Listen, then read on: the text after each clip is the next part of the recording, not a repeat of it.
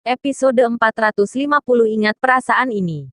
Kak Jeffries. Melihat Jeffries Wang ditundukkan dalam sekejap, dua di belakang Jeffries Wang tiba-tiba terkejut, dan mereka melemparkan tinju mereka ke Morgan Chen bahkan tanpa memikirkannya. Morgan Chen tertawa dingin, dan tangan besar yang memegang tinju Jeffries Wang berputar, lalu mengangkat Jeffries Wang dengan satu tangan. Kemudian, seperti membuang sampah, dia melemparkan Jeffries Wang ke depan dan menghancurkannya di pintu depan dua orang yang bergegas. Setelah dua teriakan, keduanya hancur dan jatuh dengan berat ke tanah.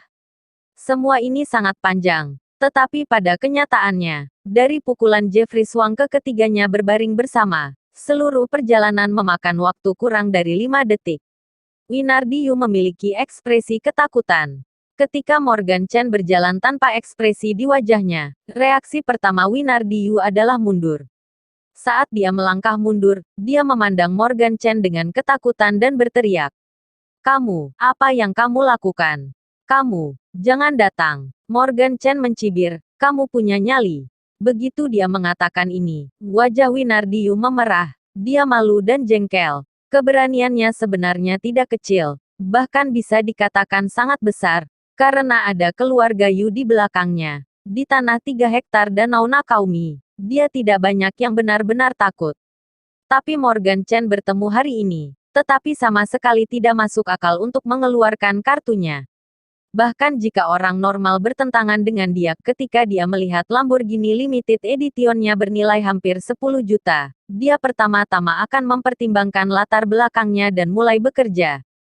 Tetapi sampai di Morgan Chen, sepertinya dia tidak bisa melihat Lamborghini sama sekali. Bilang lakukan ya lakukan. Tidak ada tanda sama sekali. Bisa dibilang, dia benar-benar tertangkap basah.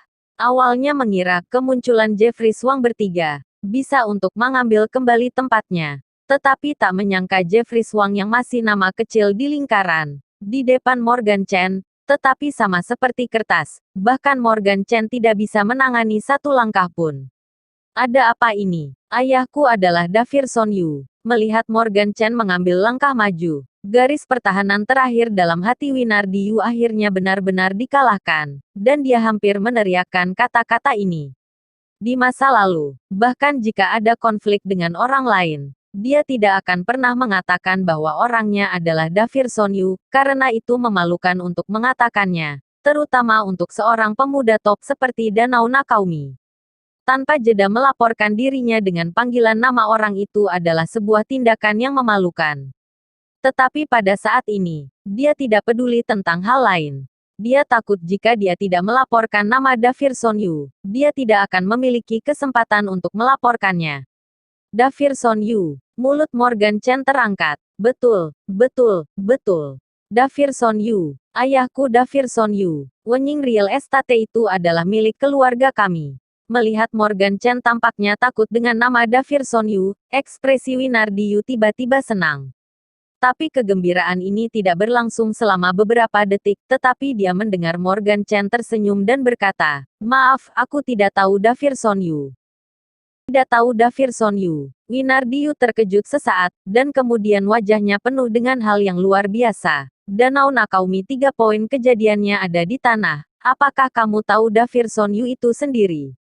Tidak apa-apa jika tidak tahu Davirson Yu. Wenying Real Estate seharusnya sudah mendengarnya, kan? Mampu menghadiri jamuan makan malam ulang tahun Helen Chu, artinya Morgan Chen masih memiliki posisi pasti di Danau Nakaumi. Karena memiliki posisi pasti, bagaimana mungkin dia tidak tahu pemilik real estate Danau Nakaumi, Davirson Yu? Saudaraku, tidak bisakah kamu mendengar apa yang baru saja aku katakan? Winardiyu ingin menjelaskan beberapa kata lagi, tetapi dengan dingin terganggu oleh Morgan Chen. Mohon maaf padanya. Morgan Chen memandang Rafael Lee. Hari ini, apalagi hari-hari Winardiyu sebagai Davirson Yu, dia adalah putranya, dan dia harus meminta maaf kepada Rafael Lee. Ini adalah sikap Morgan Chen. Kak Morgan, kalau tidak mari lupakan saja masalah ini. Sementara Winardiyu masih kebingungan, Rafael Lee berbicara pelan. Morgan Chen tidak mengenal Davirson Yu. Dia masih tahu tentang 3 perusahaan real estate besar di Danau Nakaumi. Salah satu Wenying Real Estate adalah perusahaan yang dimiliki oleh Davidson Yu. Dia tidak tahu spesifikasinya Davidson Yu, tetapi perkiraan kasarnya adalah ada 7 atau 80 miliar. Jika Winardiyu benar-benar putra Davidson Yu, maka tamparannya ini hanya pukulan sia-sia, dan bahkan dia harus berdoa agar Winardiyu tidak akan mengganggunya di masa depan. Melihat Rafael Lee menunjukkan rasa takut, Winardiyu langsung bangga. Morgan Chen tidak mengenal Davidson Yu, tetapi Rafael Lee tahu Davidson Yu. Tepat ketika Winardiyu berpikir Morgan Chen akan tahu sedikit lebih banyak, Morgan Chen berkata dengan dingin, "Tidak terhitung. Rafael Lee, biarkan aku bertanya padamu, hari ini, dia menamparmu, kamu menahannya. Besok, dia ingin membunuhmu, bisakah kamu menahannya?" Aku. Ketika ditatap Morgan Chen dengan dingin, nada suara Rafael Lee tiba-tiba tersendat, tetapi di dalam hatinya dia mulai berpikir serius tentang pertanyaan yang diajukan Morgan Chen. Jika Winardiyu menamparnya hari ini, dia masih ketakutan. Selanjutnya, dia bertemu Winardiyu lagi. Jika Winardiyu menghinanya, dia mungkin akan terus ketakutan. Dan semakin dia ketakutan, semakin baiklah Winardiyu. Bahkan suatu hari nanti, Winardiyu akan benar-benar membunuhnya. Aku mengerti, Kak Morgan. Rafael Lee menggertakkan giginya. Tatapan kejam muncul di matanya. Dia tidak bisa membujuk. Setidaknya untuk hari ini, dia tidak boleh takut. Pak. Tepat ketika Winardiyu masih memikirkan tentang apa yang dipahami Rafael Lee, pukulannya dilemparkan ke wajahnya tanpa peringatan. Wajah Winardiyu tiba-tiba terasa panas dan menyakitkan, dan hatinya terkejut. Yang memberinya sebuah tamparan tadi ternyata adalah Rafael Lee. Beraninya dia, Pak. Tanpa menunggu Winardiyu memikirkan kepercayaan diri Rafael Lee mengangkat tangannya dan menamparkan wajah Winardiyu lagi. Tamparan ini secara langsung mengayun Winardiyu ke tanah. Keparat, apa kamu gila?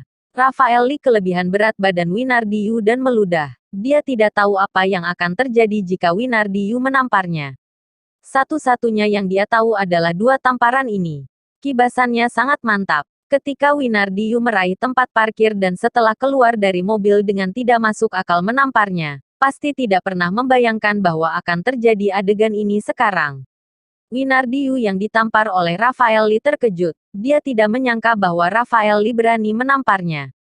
Morgan Chen menamparnya. Dia bisa menerimanya, karena dia tidak bisa melihat ke dalam dirinya Morgan Chen. Tapi Rafael Lee jelas merupakan pekerja kerah putih perkotaan biasa. Melihatnya sekilas, maka bisa tahu latar belakangnya si hina ini. Mengapa dia berani menamparkan dirinya sendiri? Winardiyu benar-benar bingung.